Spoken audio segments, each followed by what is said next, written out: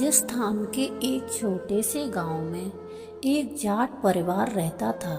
उनके घर में ठाकुर जी भगवान कृष्ण की एक सुंदर मूर्ति थी।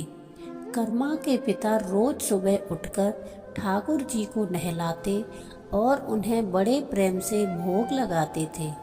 कर्मा छोटी थी पर बड़े चाव से अपने पिता को यह सब करते देखती थी। एक बार कर्मा के माता पिता को किसी तीर्थ यात्रा पर जाना पड़ा। पिता ने जाते समय नन्ही कर्मा को समझाया, बेटी देख, हम जा रहे हैं पर ठाकुर जी को अकेला मत छोड़ना। रोज सुबह उठकर उनके लिए बढ़िया भोजन बनाना और उन्हें भोग लगाना। जब ठाकुर जी खा लें तभी तू कुछ खाना। अगली सुबह कर्मा जल्दी उठी। उसने सोचा कि भगवान को क्या पसंद होगा। उसने बड़े प्रेम से बाजरे की खिचड़ी बनाई और उसमें खूब सारा घी और गुड़ डाल दिया। कर्मा ने थाली ठाकुर जी के सामने रखी और पर्दा लगा दिया। वह बाहर बैठकर इंतजार करने लगी कि कब ठाकुर जी खाना खत्म करें। काफ़ी देर हो गई पर भगवान ने खाना नहीं खाया। कर्मा बार बार पर्दे के पीछे से झांकती पर थाली वैसी ही भरी रहती। नन्ही कर्मा को लगा कि शायद खिचड़ी में घी कम है या शायद भगवान को गुड़ पसंद नहीं आया। वह रोने लगी और कहने लगी, प्रभु मेरे पिता तो शहर के बड़े भक्त हैं, शायद आप उनके हाथ से खाते होंगे।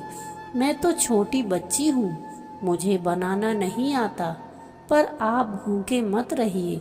अगर आप नहीं खाएंगे तो माँ बाप मुझे बहुत डांटेंगे। कर्मा की आंखों से आंसू गिरने लगे।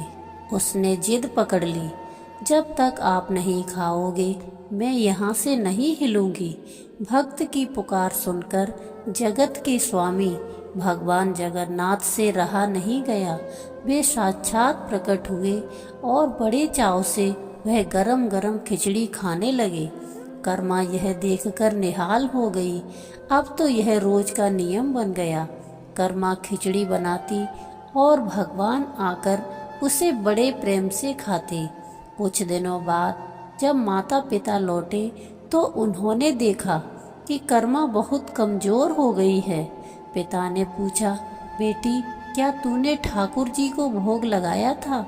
कर्मा ने मासूमियत से कहा, हाँ पिताजी, पर आपके ठाकुर जी बड़े नटखट हैं।